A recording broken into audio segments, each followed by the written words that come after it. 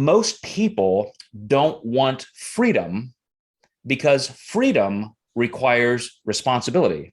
All of social psychology comes all the way back down to two things.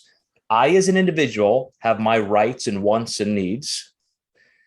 The society also has rights and wants and needs, and they may not be the same as mine. So I'm part of this collective group, but I also have my own autonomy. Those two things are in conflict a lot. When it comes to, these extreme choices that we make, when it comes to finding that middle ground is so important because you are going to run into a lot of misunderstanding. So instead of viewing the world as who am I against, try to get into those different groups, those different tribes and pods, and say, how can I learn from them? How can I maybe teach them some things? And maybe we can actually all get along.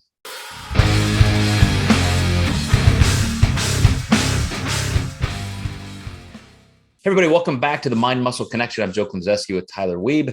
Today we're going to talk about something that's probably going to take some twists and turns. I don't feel really articulate in even coming up with a cohesive set of discussion points, Tyler, but I do have a quote, and the topic we want to talk about just this week as we're recording this, it was announced by that leaked majority opinion draft that the Supreme Court is going to overrule Roe versus Wade, which puts it back to the states and so forth for reproductive rights. And so at least right now, 2 days in the mix, it's all anybody can talk about.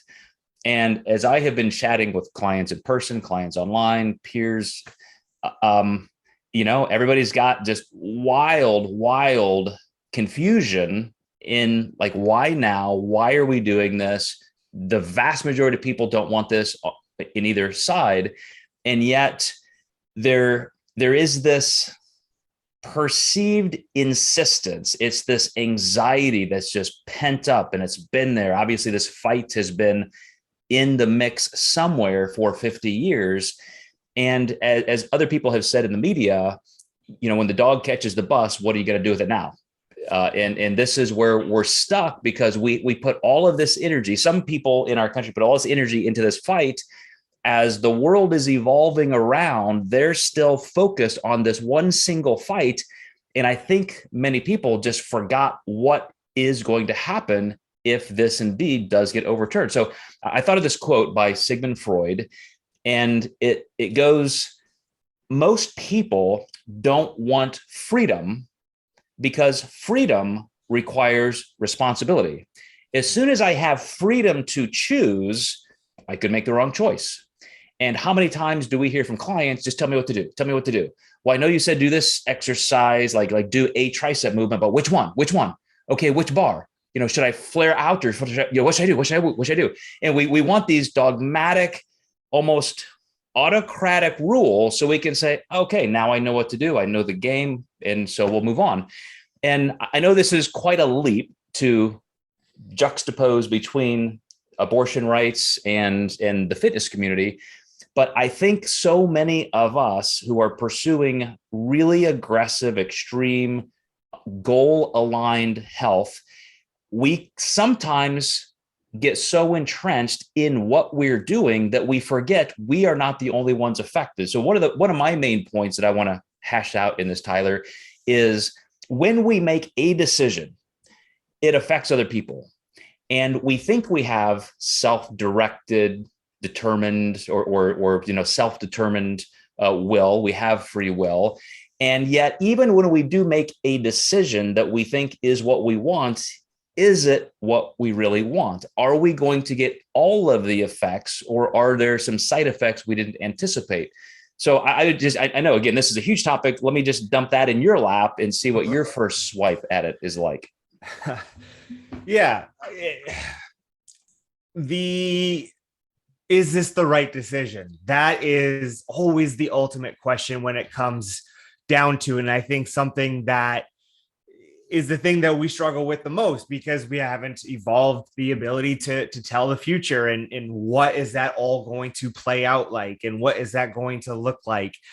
What are the unintended consequences, things that we would obviously never intend to happen. We try and map everything out, but again, that's life. We can't control everything. We can't have like this set plan.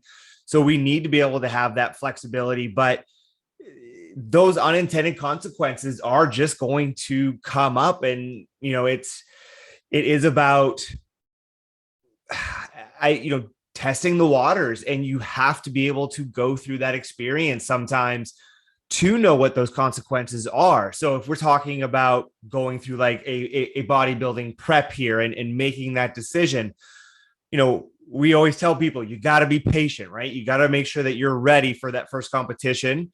But at some time or at some point, you have to just jump off, do it, go through it, have that experience. And now you understand more of the consequences that have come with that choice. And that's where I want to go with the fitness. I know I didn't really want to touch on the abortion stuff, but for that, it's kind of comes when we have that black and white thinking. And we've talked about this a lot in the past of just having that, I am right no matter what you say, no matter what your other views are. These are my views. I've been told since I was 4, 3, whatever, that these are the right views and everyone else is wrong. Well, guess what? You're going to run into some issues because, I like to believe that truth is always going to at least win at some point. I mean, the world is undefeated. The earth is undefeated. It's been around, a few years. And so, yeah, I think that you kind of just get into this hope almost that, hey, okay, like that truth is going to win out, because I think when we do get past our own beliefs of right and wrong, of having that black and white thinking, you are able then to step back in a way and see things from maybe a bit more of a 30,000 foot view, and be able to have the wherewithal of being able to change your thinking and adapt and ebb and flow, and try and see a viewpoint from everyone else's, because you kind of understand that everyone is having the same human experience as you, and they all have their own each unique experiences. And so it kind of gives you a bit more of an appreciation for that, and to they might believe the exact opposite of you, but guess what? They believe that as much as you believe whatever you believe. And so who's to say has the absolute truth? So you brought up binary thinking, which, as you said, is always an underlying subtopic of whatever we talk about. And I'm going to give you an example. One of my clients and friends is a hardcore right-wing conservative Republican. And he was also a little gobsmacked by this decision. And he said, look, I am pro-life all day long, pro-life, like couldn't change my mind. He said, but I'm one guy. I'm not a female. I have a wife, I have daughters, etc. And he said, I just don't think it's my place to make that decision. And I have another friend who's also not quite as far right-wing, but he's on the right. Same story, yet he's a guy who has spent his life with his wife fostering kids. Because he said, if I'm going to be pro-life, I'm going to put my money where my mouth is, and I'm going to think through all of these consequences all the way out to the nth degree.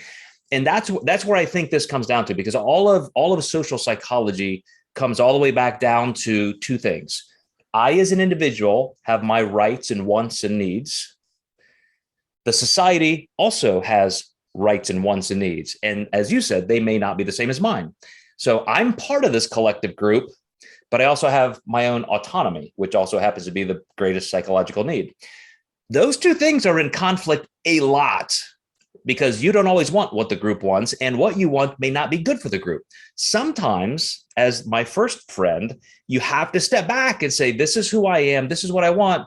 But man, who am I to make that decision for everybody? So maybe together we need to come up with a solution that's better. And bringing it back home to our lives in aggressive health and fitness, we constantly talk about the same social friction that we see. I have a client that I just spoke with, and in just getting started, and she's excited and she wants to have, she wants to pursue these goals. And she said, but I'm also an entertainer. I go out and I'm in bars and so forth. I'm singing and performing in bars and I'm with friends. And, so what I'm going to do is I'll just gobble down my food in the car really fast. And then that way I can still go in. And I thought, man, so first of all, that's nice of her. That's empathetic toward not being a downer for everybody else. But can't there even be a better compromise? Yeah. Can't there be a compromise where you select places together where you go if it's a different scenario, and your, friends and partner can support you, and you can do this, where both of you feel that your needs are met enough, and there's that compromise. That's obviously in short supply these days, but I think that kind of communication, I actually kind of segued into another conversation. I'm conflating them. But I had another brand new client who we were kind of talking about her relationship with her spouse. And that was the part where I said, you guys really are just not talking about this, are you? Like, you're feeling these frustrations. He is too, because he's not into this. He's not into your lifestyle as much. And there's marital individuation and all this stuff. I said, but have you sat down to see where the best middle ground is? And she said, no. And so I think that's where, the rubber really meets the road with all of these situations collectively and individually. Yeah. Wasn't it George Carlin said they only care about the unborn, or up until they're born, and then when they reach military age, that's the only time they'll actually care, be pro-life? Well, I mean, and my friend who said that, he said that's a fair assessment. He said it's not true that most people don't care, but certainly they are not politically active or making those kind of decisions. He said, so that is a fair hit on us. Yeah. And I think though, when it comes to, these extreme choices that we make when it comes to fitness, like you were saying, and finding that middle ground is so important, because you are going to run into a lot of misunderstanding. Like, it's a weird thing to show up to an event with a Tupperware of food, like people, and looking like Skeletor. Like, people are going to wonder what's going on.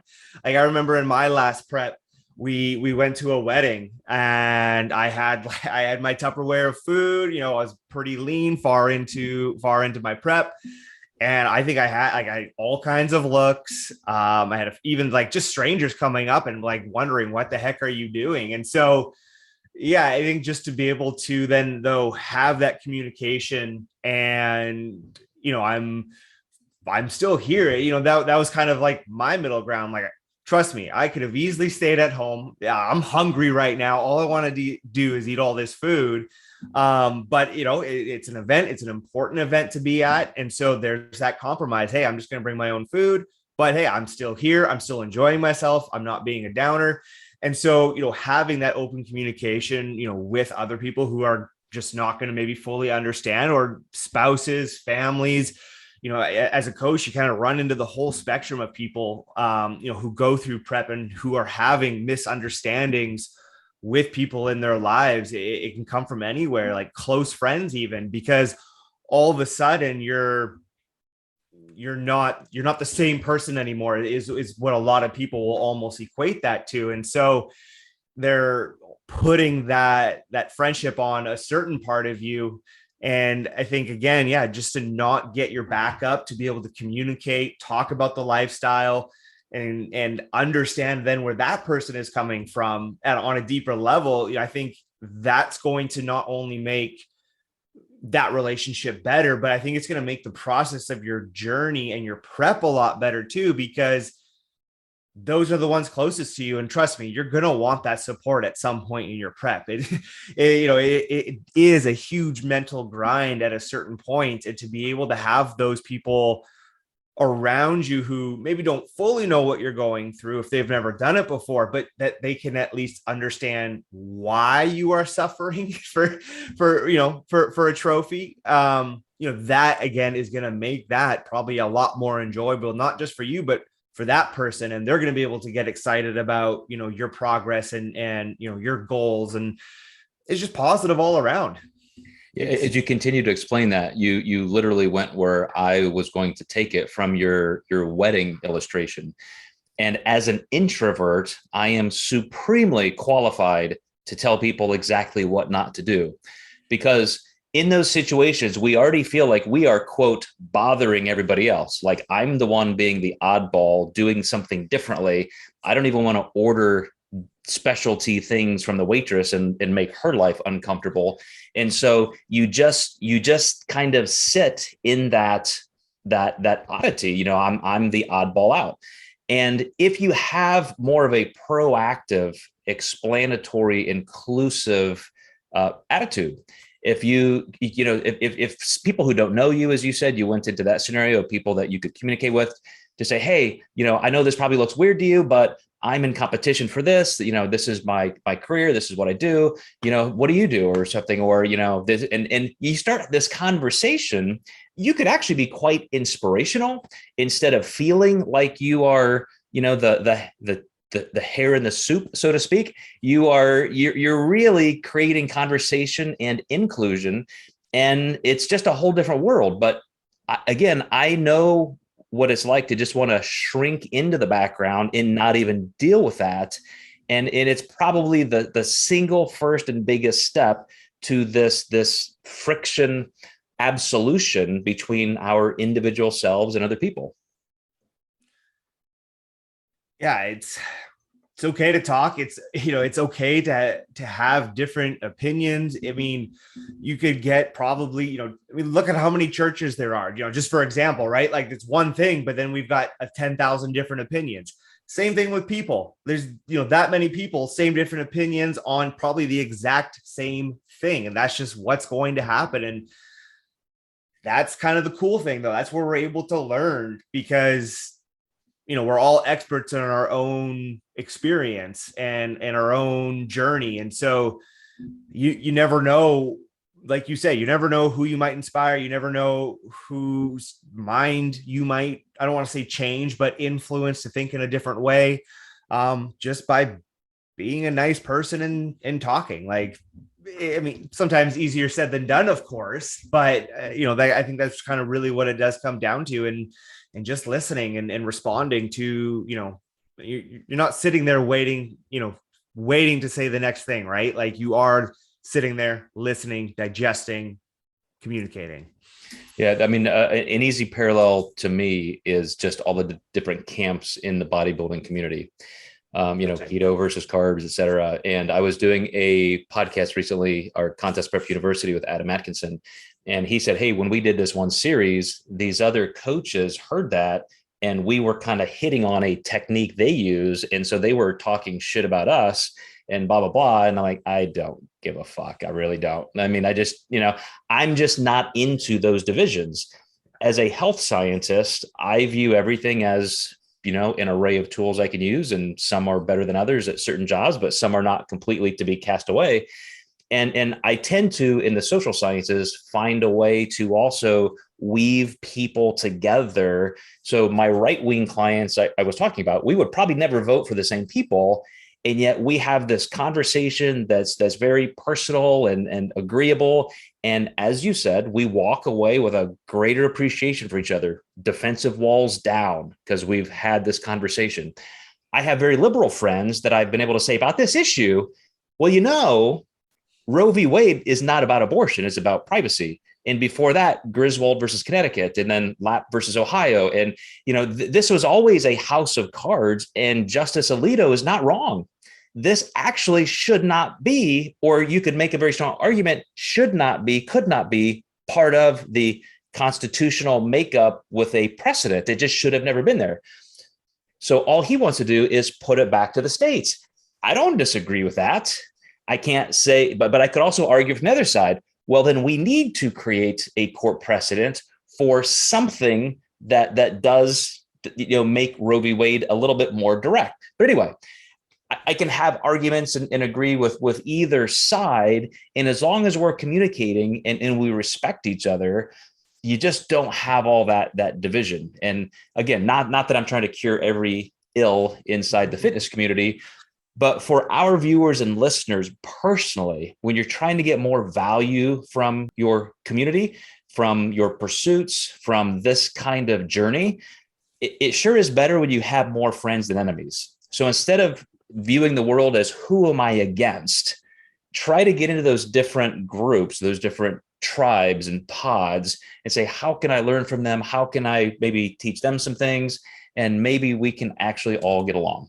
Yeah. It really should be about what's going to be best for each individual client and what's going to help them, reach their health standards, help them reach their goals while allowing them to adapt, a lifestyle that, we don't have to have that one extreme or the other of, I'm hardcore dieting or I'm just binging, right? We want to find that middle. And I think, yeah, it's about it starts with us, right? In all these tribes and to come together, see the benefit of everything, and then learn how to apply that in a number of situations. Because again, just like we're all experts in our own experience, every client's going to be a little bit different in their needs and their wants. And so to be able to have all of those tools at your disposal, that's only going to just benefit the client that much more. All right, man. Well, I appreciate you jumping in with this one. I knew this was going to be a little tough and convoluted, not super direct, clear points to make, but I really do think coming down to just making sure that everybody who is trying to find a community within health and fitness does emphasize inclusion and open-mindedness. It's always one of those undercurrent themes for us. So thank you, Tyler. Thank you guys for watching and listening. We'll see you next time in the Mind Muscle Connection.